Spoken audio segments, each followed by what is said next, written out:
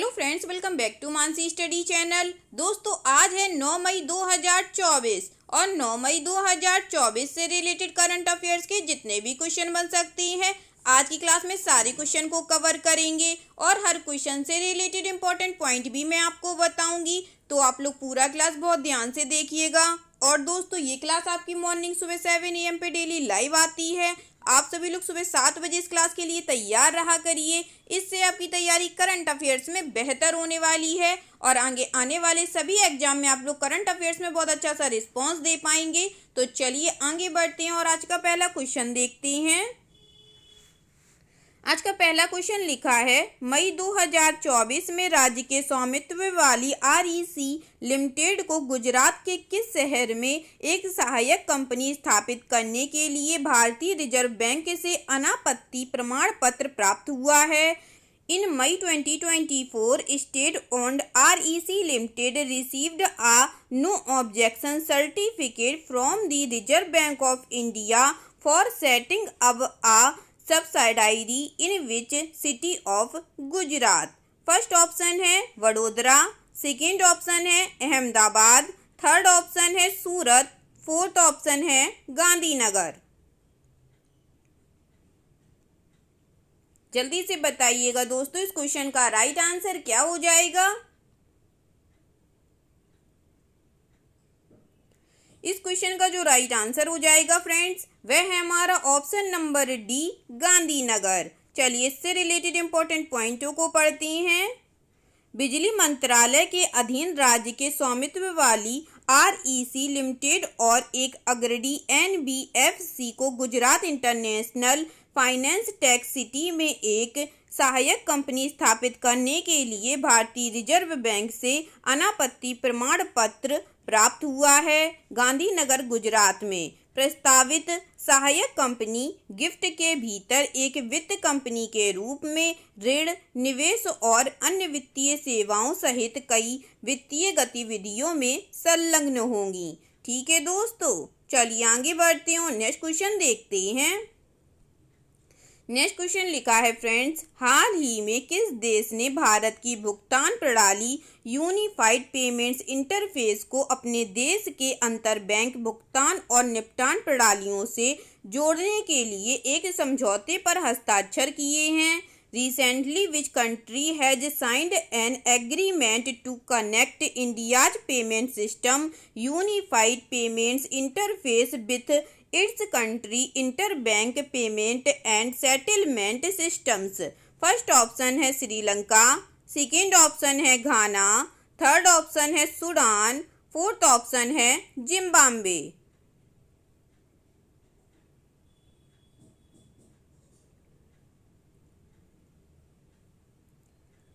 जल्दी से बताइएगा दोस्तों, हाल ही में किस देश ने भारत की भुगतान प्रणाली यूनिफाइड पेमेंट्स इंटरफेस को अपने देश के अंतर बैंक भुगतान और निपटान प्रणालियों से जोड़ने के लिए एक समझौते पर हस्ताक्षर किए हैं? इस क्वेश्चन का जो राइट आंसर हो जाएगा फ्रेंड्स, वह है हमारा ऑप्शन नंबर बी, घाना। चलिए इससे रिलेटेड इंपॉर्टेंट पॉइंटों को पढ़ते हैं। भारत और घाना क्रमशः अपने भुगतान प्रणालियों यूनिफाइड पेमेंट्स इंटरफेस और Ghana interbank payment and settlement systems को जोड़ने के लिए काम कर रहे हैं ताकि उपयोगकर्ताओं को पारस्परिक आधार पर तत्काल कम लागत वाले फंड ट्रांसफर करने की अनुमति मिल सके। दोनों देशों ने डिजिटल परिवर्तन समाधानों पर एक समझौता ज्ञापन की संभावनाओं के संबंध में भी चर्चा की है। स्थानीय मुद्रा निपटान प्रणाली और अफ्रीकी महाद्वीपीय मुक्त व्यापार समझौते द्वारा प्रदत्त अवसर पर। आगे बढ़ते हैं और नेक्स्ट क्वेश्चन देखते हैं। नेक्स्ट क्वेश्चन लिखा है फ्रेंड्स, कौन सी कंपनी जून 2024 को दुनिया की पहली संपीड़ित प्राकृतिक गैस मोटरसाइकिल लॉन्च करेगी? Which company will launch the world's first compressed natural gas motorcycle in June 2024? First option है हीरो, सेकेंड ऑप्शन है होंडा, थर्ड ऑप्शन है hyundai, फोर्थ ऑप्शन है बजाज ऑटो।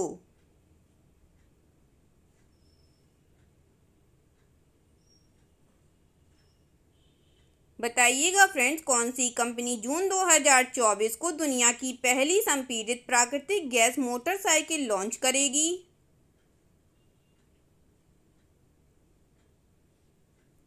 इस क्वेश्चन का जो राइट आंसर हो जाएगा फ्रेंड्स, वह है हमारा option number D, Bajaj auto. चलिए इससे रिलेटेड इंपॉर्टेंट पॉइंटों को पढ़ती हैं। बजाज ऑटो जून 2024 को दुनिया की पहली संपीड़ित प्राकृतिक गैस मोटरसाइकिल लॉन्च करेगी। यह कदम उद्योग में एक महत्वपूर्ण बदलाव का प्रतीक है, जो ग्राहकों को पारंपरिक पेट्रोल मोटरसाइकिलों के लिए लागत प्रभावी और पर्यावरण अनुकूल विकल्प प्रदान करता है। नई सीएनजी संचालित बाइक के साथ ग्राहक परिचालन लागत में उल्लेखनीय कमी की उम्मीद कर सकती हैं, जिससे यह आज के बाजार में एक आकर्षक प्रस्ताव बन जाएगा। ठीक है दोस्तों, चलिए आगे बढ़ते हैं और नेक्स्ट क्वेश्चन देखते हैं। नेक्स्ट क्वेश्चन लिखा है friends, formula 1 Miami grand prix 2024 किसने जीता है? Who has won the formula 1 Miami grand prix 2024? First option है सेबेस्टियन वेटली ने, सेकंड ऑप्शन है लुइस हैमिल्टन ने, थर्ड ऑप्शन है मैक्स वर्स्टेपेन ने, या फोर्थ ऑप्शन है लैंडो नॉरिस ने।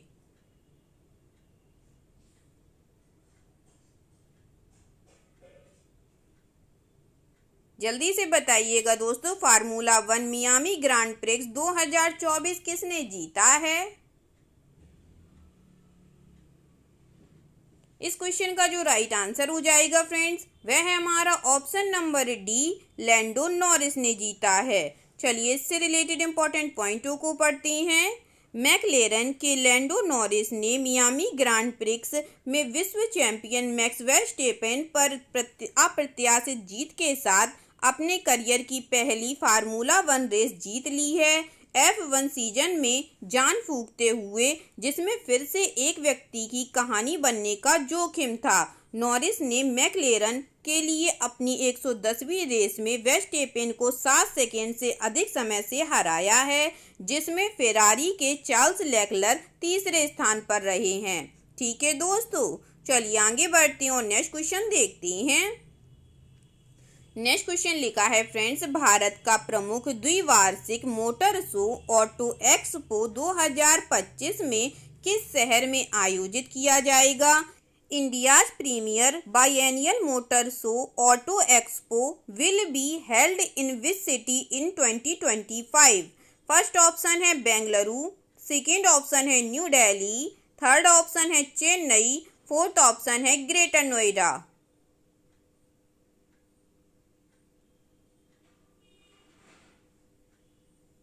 बताइएगा फ्रेंड्स, भारत का प्रमुख द्विवार्षिक मोटर शो ऑटो एक्सपो 2025 में किस शहर में आयोजित किया जाएगा? इस क्वेश्चन का जो राइट आंसर हो जाएगा फ्रेंड्स, वह है हमारा ऑप्शन नंबर बी, नई दिल्ली में। चलिए इससे रिलेटेड इंपॉर्टेंट पॉइंटों को पढ़ते हैं। ऑटो एक्सपो एक दशक के बाद 2025 में राष्ट्रीय राजधानी में लौटने के लिए तैयार है।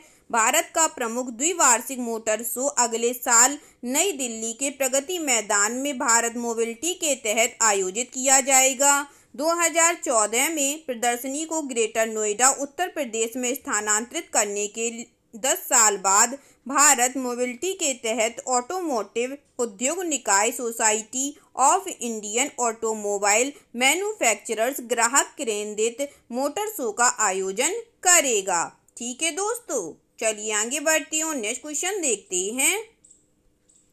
नेक्स्ट क्वेश्चन लिखा है फ्रेंड्स, किस कंपनी ने स्वदेशी बम वर्षक यूएवी विनिर्माण में भारत के प्रवेश को चिन्हित करते हुए बेंगलुरु में FWD-200B लॉन्च किया है? Which company has launched FWD-200B in Bengaluru, marking India's entry into indigenous bomber UAV manufacturing? First option है Tata advance systems, second option है राष्ट्रीय एरोस्पेस प्रयोगशालाएं, थर्ड ऑप्शन है डिफेंस और एरोस्पेस टेक्नोलॉजीज, फोर्थ ऑप्शन है Boeing rotor craft system.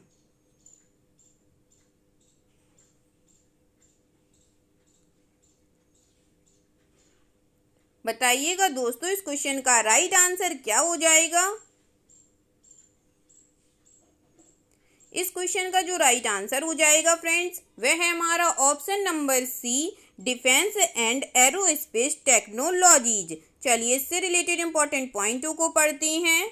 Flying wedge defence और aerospace technologies ने बेंगलुरु में FWD-200 भी लॉन्च किया, जो स्वदेशी UAV निर्माण में भारत के प्रवेश का प्रतीक है। FWD-200B की पेलोड क्षमता 100 किलोग्राम है और इसे मेल मानव रहित लड़ाकू हवाई वाहन के रूप में वर्गीकृत किया गया है। मानव रहित हवाई प्रणाली में ऑप्टिकल निगरानी पेलोड शामिल है और सटीक हवाई हमलों के लिए मिसाइल जैसे हथियारों के साथ एकीकृत है। ठीक है दोस्तों, चलिए आगे बढ़ते हैं और नेक्स्ट क्वेश्चन देखते हैं।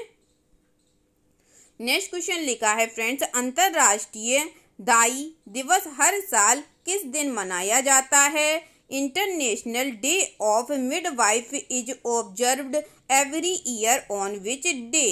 फर्स्ट ऑप्शन है 4 मई को, सेकेंड ऑप्शन है 5 मई को, थर्ड ऑप्शन है 6 मई को या फोर्थ ऑप्शन है 7 मई को। बताइएगा फ्रेंड्स अंतर्राष्ट्रीय दाई दिवस हर साल किस दिन मनाया जाता है। इस क्वेश्चन का जो राइट आंसर हो जाएगा फ्रेंड्स वह है हमारा ऑप्शन नंबर बी, 5 मई को। चलिए इससे रिलेटेड इंपॉर्टेंट पॉइंटों को पढ़ते हैं। अंतर्राष्ट्रीय मिडवाइफ दिवस हर साल 5 मई को मनाया जाता है। इसका उद्देश्य यह स्वास्थ्य देखभाल कर्मचारियों के लिए समर्पण को प्रतिबिंबित करने का एक अवसर है और इस बार की थीम है दोस्तों मिडवाइफ्स आ वाइटल क्लाइमेट सॉल्यूशन। ठीक है दोस्तों, याद रखिएगा क्योंकि कोई भी डे की थीम मोस्ट इम्पॉर्टेंट होती है। तो इस बार की थीम क्या है, मिडवाइफ्स आ वाइटल क्लाइमेट सॉल्यूशन। मिडवाइफरी पेशे के बारे में जागरूकता बढ़ाने और जश्न मनाने के लिए 1992 में इंटरनेशनल कन्फेडरेशन ऑफ मिडवाइफ्स द्वारा अंतर्राष्ट्रीय मिडवाइफ दिवस की स्थापना की गई थी। ठीक है दोस्तों, चलिए आगे बढ़ते हैं और नेक्स्ट क्वेश्चन देखते हैं। नेक्स्ट क्वेश्चन लिखा है फ्रेंड्स, यूनिसेफ इंडिया ने किसे अपना नया राष्ट्रीय राजदूत नियुक्त किया है। UNICEF India has appointed whom as its new national ambassador. First option है अनुष्का शर्मा, सेकेंड ऑप्शन है करीना कपूर खान, थर्ड ऑप्शन है प्रियंका चोपड़ा या फोर्थ ऑप्शन है कैटरीना कैफ।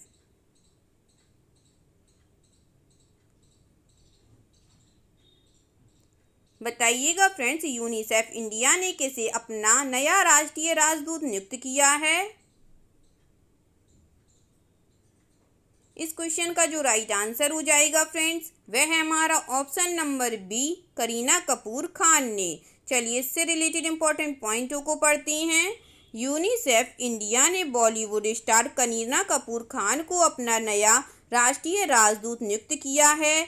क्रू स्टार जो 2014 में यूनिसेफ इंडिया के साथ जुड़े हैं, प्रत्येक बच्चे के प्रारंभिक बचपन के विकास, स्वास्थ्य, शिक्षा और लैंगिक समानता के अधिकार को आगे बढ़ाने में गैर लाभकारी संगठन का समर्थन करेंगे। करीना के अलावा यूनिसेफ इंडिया ने अपने पहले युवा अधिवक्ताओं को भी नियुक्त किया है जो जलवायु कार्यवाही, मानसिक स्वास्थ्य, नवाचारों और STEM विज्ञान, प्रौद्योगिकी, इंजीनियरिंग और गणित में लड़कियों जैसे मुद्दों पर सहकर्मी नेता और चैंपियन हैं। ठीक है दोस्तों, चलिए आगे बढ़ते हैं और नेक्स्ट क्वेश्चन देखते हैं।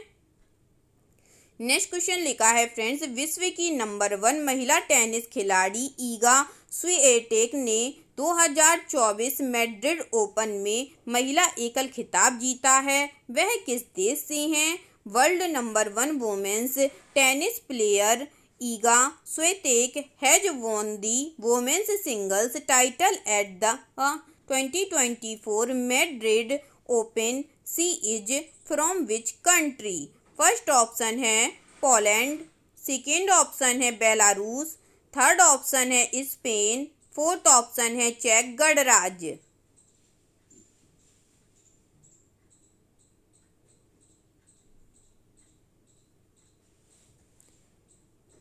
जल्दी से बताइएगा फ्रेंड्स, इस क्वेश्चन का राइट आंसर क्या हो जाएगा। इस क्वेश्चन का जो राइट आंसर हो जाएगा फ्रेंड्स, वह है हमारा ऑप्शन नंबर ए, पोलैंड। चलिए इससे रिलेटेड इंपॉर्टेंट पॉइंटों को पढ़ते हैं। विश्व की नंबर 1 महिला टेनिस खिलाड़ी ईगा स्विटेक और एंड्री रूबलेव ने क्रमशः 2024 मैड्रिड ओपन में महिला और पुरुष एकल खिताब जीते।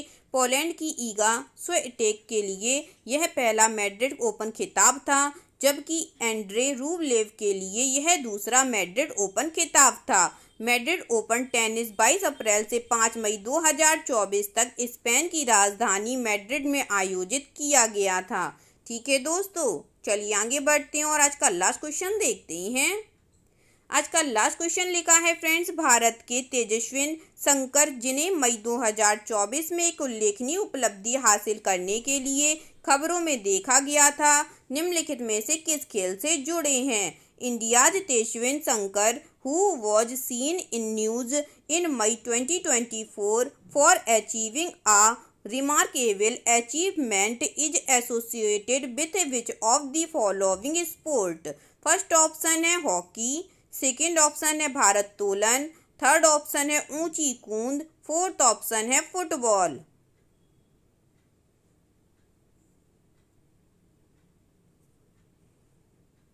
जल्दी से बताइएगा दोस्तों, भारत के तेजस्विन शंकर, जिन्हें मई 2024 में एक उल्लेखनीय उपलब्धि हासिल करने के लिए खबरों में देखा गया था, निम्नलिखित में से किस खेल से जुड़े हैं। इस क्वेश्चन का जो राइट आंसर हो जाएगा फ्रेंड्स, वह है हमारा ऑप्शन नंबर सी, ऊंची कूद से। चलिए इससे रिलेटेड इंपॉर्टेंट पॉइंटों को पढ़ते हैं।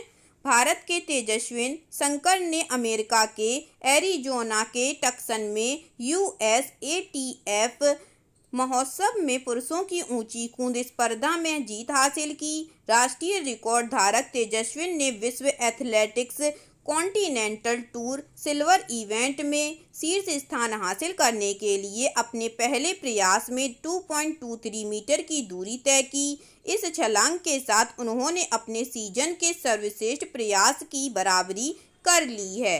ठीक है दोस्तों, आई होप आज के सभी आप लोगों को बहुत अच्छे लगे होंगे फ्रेंड्स, और सभी क्वेश्चन से रिलेटेड इंपॉर्टेंट पॉइंट के नोट्स भी आप लोगों को बहुत अच्छे से समझ में आए होंगे।